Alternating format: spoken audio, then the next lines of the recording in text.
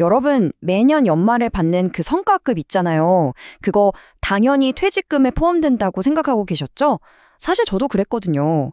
그런데 우리가 너무나 당연하게 여겼던 이 문제가 사실은 대법원까지 올라갔던 아주 뜨거운 논쟁거리였다는 거 혹시 알고 계셨나요? 오늘 이 판결 제가 제대로 한번 파헤쳐 보겠습니다. 바로 이 질문입니다. 아니, 열심히 일해서 보너스 두둑하게 받았을 땐 와, 이것도 내 월급의 일부지 하고 뿌듯했는데 막상 퇴직금 정산할 게 보니까 이게 쏙 빠져 있는 거예요. 정말 황당하지 않나요? 도대체 왜? 대체 무슨 기준으로 이런 일이 벌어지는 걸까요? 자, 이 모든 이야기의 시작점은요, 바로 한 반도체 회사였습니다. 여기서 대체 무슨 일이 있었길래 대법원까지 가게 됐는지 한번 들어가 보시죠. 네, 바로 이겁니다. 이 회사를 다니다가 퇴직하신 분들이 아니, 우리가 일한 만큼 퇴직금을 다 못 받았다. 이렇게 주장을 하면서 회사를 상대로 소송을 제기한 거죠.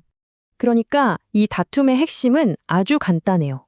회사는 매년 생산성 경력금이니 이익 분배금이니 하는 이름으로 보너스를 줬거든요. 근데 이걸 퇴직금 계산할 때는 쏙 뺐다는 겁니다. 왜냐? 이건 월급이 아니니까 라는 거죠. 와, 퇴직한 직원들 입장에서는 정말 기가 막힐 노릇 아니었을까요? 이 보너스가요, 꽤 오래전인 1999년부터 지급됐으니까 그냥 보면 하나의 관행처럼 보일 수 있거든요. 그런데 말이죠, 여기서 아주 결정적인 단서가 하나 튀어나옵니다. 바로 2001년하고 2009년, 이 두 해에는 보너스가 지급되지 않았다는 사실이에요. 이게 왜 중요하냐고요?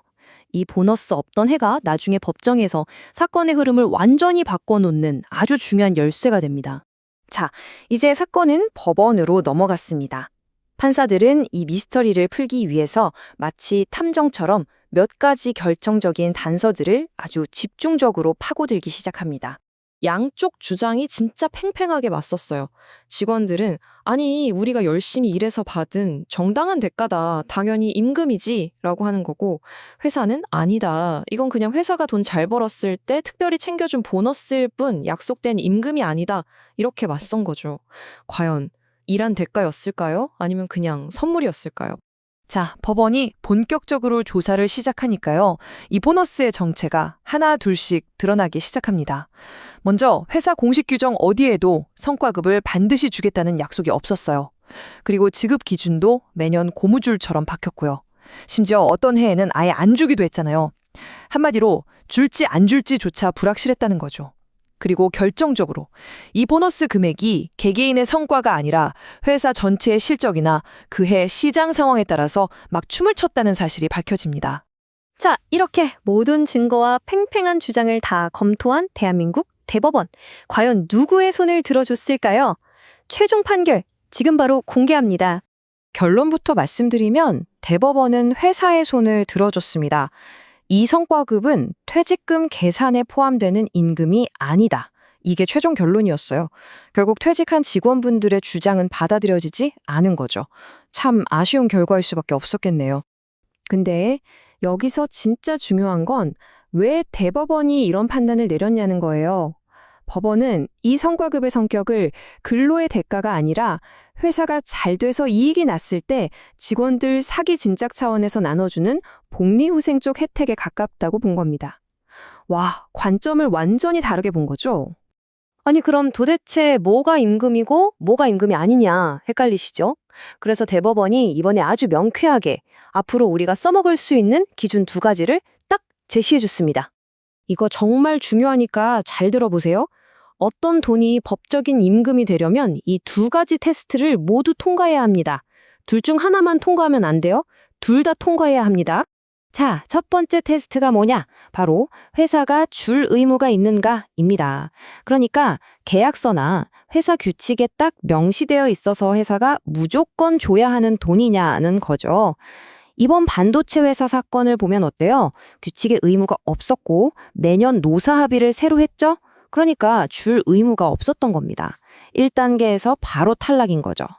그리고 두 번째 테스트는 이게 정말 내가 일한 곳에 대한 직접적인 대가인가 하는 점입니다. 그런데 이 성과급은 어땠죠? 내가 아무리 열심히 일해도 회사 전체 실적이 안 좋으면 못 받는 구조였잖아요. 내 노동보다는 외부 요인에 더 크게 좌우됐다는 거죠. 그러니까 이것도 근로의 대가라고 보긴 어렵다. 2단계도 통과하지 못한 겁니다. 자, 그럼 이 법률 미스터리 같은 이야기가 오늘을 살아가는 우리에게 주는 교훈은 뭘까요? 이게 사실 제일 중요한 부분이겠죠? 결국 이 판결은 직원과 회사, 양쪽 모두에게 중요한 메시지를 던져요. 직원 입장에서는 에이, 매년 줬으니까 당연히 주겠지. 이렇게 막연하게 생각하면 안 된다는 거고요. 내 계약서나 회사 규칙에 지급이 보장되어 있는지 꼭 확인해야 합니다. 반대로 회사 입장에서는 나중에 이런 분쟁이 생기지 않도록 보너스 기준을 애매하게 두지 말고 이건 우리 회사 재량으로 주는 거다라고 명확하게 문서로 남겨둬야 한다는 거죠. 오늘 이야기가 조금 복잡하게 느껴지셨나요? 그럼 딱 이 한 문장만 기억하세요. 정기적으로 받았다고 무조건 임금은 아니다. 그 돈을 주는 이유와 규칙이 훨씬 더 중요하다는 겁니다. 즉, 회사가 줄 의무가 있느냐, 그리고 그 지급 규칙이 명확하냐. 이게 핵심 열쇠인 거죠. 자, 이제 마지막으로 여러분 스스로에게 한번 질문을 던져보시죠. 내가 지금 받고 있는 그 보너스, 오늘 우리가 살펴본 이 2단계 테스트에 한번 넣어보면 과연 임금일까요? 아닐까요? 오늘 이야기가 여러분의 소중한 권리를 지키는데 조금이나마 도움이 되었기를 바랍니다.